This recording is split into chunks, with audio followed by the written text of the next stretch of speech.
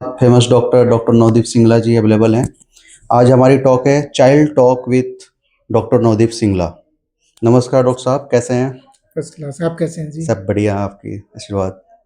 Doctor साहब, आज हम जो क्वेश्चन पूछने जा रहे हैं, पहले 6 महीने माता को क्या ध्यान देना चाहिए अपने बच्चों के लिए, चाइल्ड के लिए? ठीक है। First of all doctor Rajan, thank ji you, आपने नमस्कार। मुझे इसके लिए इनवाइट किया। तो जैसा कि आपने मेरे से क्वेश्चन पूछा है कि पहले 6 मंथ्स पेरेंट्स को क्या ध्यान रखना चाहिए अपने बेबीज के लिए, तो ये बड़ा ही इम्पोर्टेंट क्वेश्चन है आजकल की न्यू जनरेशन के लिए जो सिंगल फैमिली है आजकल। पहले तो कंबाइंड फैमिलीज थी तो ग्रैंड पेरेंट्स वगैरह बड़े हेल्प करते थे बेबी केयर में। तो आजकल जो सिंगल फैमिलीज हैं उनके लिए बड़ा इंपॉर्टेंट है। उसमें भी डिपेंड करता है कि मल्टी मदर है या प्राइमरी, कि मदर पहली बार बेबी हुआ है या दूसरा तीसरा बच्चा है। तो इस पे केयर बड़ी डिपेंड करती है, क्योंकि अगर पहला बच्चा है तो मदर को बिल्कुल भी ट्रेन नहीं होगी उस बारे में, और दूसरा तीसरा बच्चा है तो मदर ऑलरेडी ट्रेंड होगी बेबी केयर के बारे में। तो इसमें मेन एस्पेक्ट होता है, पेरेंट्स का कंसर्न होता है ब्रेस्ट फीडिंग एंड न्यूट्रिशन। तो हमें पेरेंट्स को ये समझाना चाहिए डब्ल्यू एच ओ गाइडलाइंस के अकॉर्डिंग कि first 6 months exclusive breast feed कराना है, और मदर को ब्रेस्ट फीडिंग के लिए काउंसिल करना है कि हर बार ब्रेस्ट फीड ही कराना है, not even a single drop of water. तो ना तो ये प्रोडक्ट जैसे जन्म गुट्टी, मुगली गुट्टी, ऊपर से ग्राई वाटर जो पहले देते थे, आजकल बिल्कुल मना कर दिया गया है। तो बेबी को, मदर को यही समझाना है कि माँ का दूध ही अमृत है, उसमें सारे इम्यूनोग्लोबिन, सारे मिनरल, सारे विटामिन, सब कुछ है। बस एक हम विटामिन D3 की ड्रॉप्स देते हैं जो मदर के मिल्क में कम पाई गई हैं। दूसरा है, मदर को हमें हाइजीन का ध्यान करने को कहना है।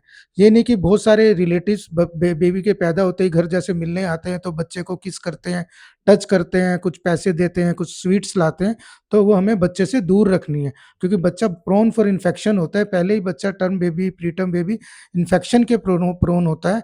तो हमें वो बच्चे से दूर रखनी है सारी चीज़ें। तो पेशेंट्स को हाइजीन का बताना है at the time of just discharge. और जब बेबी फॉलोअप में है तब भी मदर से पूछना है कि माँ दूध पी, जब भी दूध पिलाती है, अपना स्तनपान कराती है, तो अपने दोनों हाथ साबुन से या लिक्विड सैनिटाइजर से साफ करके ही दूध पिलाना है। और तीसरा, हमें बच्चे माँ को day to day daily problems के बारे में बताना है। जैसे अगर प्राइमरी मदर है, बच्चे को कोलिक हो रहा है, कभी इवनिंग कोलिक, कभी नाइट में बच्चा परेशान हो जाता है, तो माँ को बताना है कि ढीले कपड़े पहनाएं, मौसम के हिसाब से कपड़े पहनाएं, झबला पहनाएं, सर्दियों में स्वेटर वगैरह पहनाएं। कोलिक बच्चों में मोस्ट कॉमन 6 मंथ्स में ही देखा जाता है, क्योंकि खाली मिल्क डाइट पे होता है तो उससे बच्चे को टमी में गैस बनती है, इसको टमी कोलिक भी कहते हैं। तो माँ को मेन इसमें काउंसलिंग की जरूरत होती है। तो इसमें हमें कोई मेडिकेशंस वगैरह नहीं देने की जरूरत पड़ती, इसमें मेन काउंसलिंग ही मेन एस्पेक्ट होता है। और कई बार बच्चे को फीवर आ जाता है, बच्चा गर्म लगता है, तो हमें पेरेंट्स को समझाना है कि एक्सेसिव क्लोथ से रैप ना करे।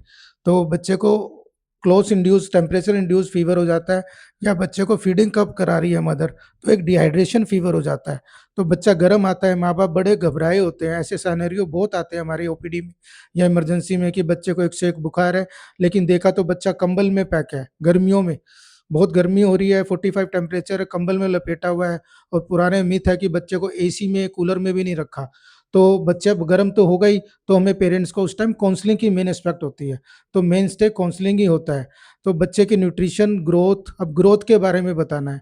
पेरेंट्स को बताना है कि फॉलो अप कराए, हर हर वैक्सीनेशन विजिट में हमारी पीडियाट्रिशियन की ये ड्यूटी होती है कि हर विजिट में, जैसे पहले बर्थ के बाद 6 वीक्स, 10 वीक्स, 14 वीक्स, फिर 6 मंथ्स तक वैक्सीन लगती हैं, उसके आगे भी लगती हैं। तो उसमें हर बार हमें बच्चे की ग्रोथ को मॉनिटर करना है, उसका हेड सर्कमफ्रेंस, लेंथ, वेट, जो आईएपी के ग्रोथ चार्ट है उस पे मॉनिटर करके पेरेंट्स को बताना है कि हाँ बच्चा आपका ग्रोथ कर रहा है और आपका ब्रेस्ट फीडिंग प्रॉपर है। ब्रेस्ट फीडिंग प्रॉपर ऐसे भी पता लगता है कि अगर बच्चा दिन में 7-8 बार बाथरूम कर रहा है तो बच्चे को फीड प्रॉपर, माँ को फीड प्रॉपर आ रहा है। और बच्चा अगर प्रॉपर स्लीप ले रहा है, बच्चा एक्टिव है, बच्चा खेल रहा है, और बच्चा ठीक है, अगर अच्छी तरह माँ के साथ बिल्कुल घुल मिल रहा है, तो मतलब कि बच्चे को पूरा फीड पर्याप्त मात्रा पे मिल रहा है।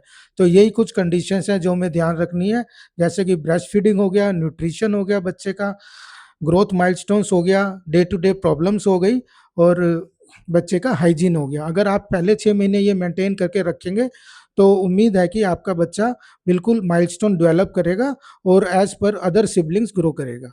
धन्यवाद। डॉक्टर साहब, हमारी एक क्वेश्चन है बहुत सारे मदर को चैलेंजेस होते हैं ब्रेस्ट फीडिंग में, हाँ, हाँ। तो अदर वे ऑफ क्या है जैसे कि न्यूट्रिशन प्रोवाइड कर सकते हैं माता 6 अच्छा। मंथ में?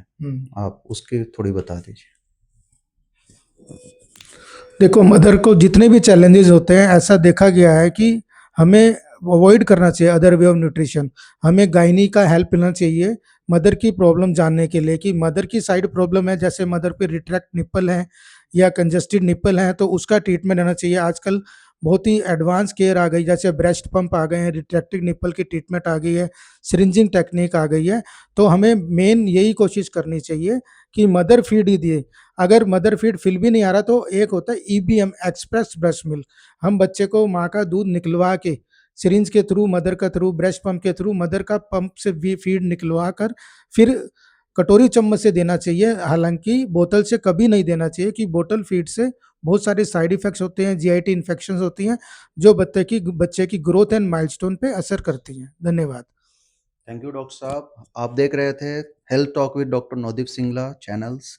इनके चैनल्स को आप लाइक करिए, सब्सक्राइब करिए और ज़्यादा से ज़्यादा ये मैसेजेज आपको हेल्थ रिगार्डिंग चाइल्ड स्पेशलिस्ट सारी मैसेजेस प्रोवाइड करेंगे। थैंक यू डॉक्टर साहब। Thank you. Have a nice thank day. Thank you doctor Azam. Thank you. Thank you.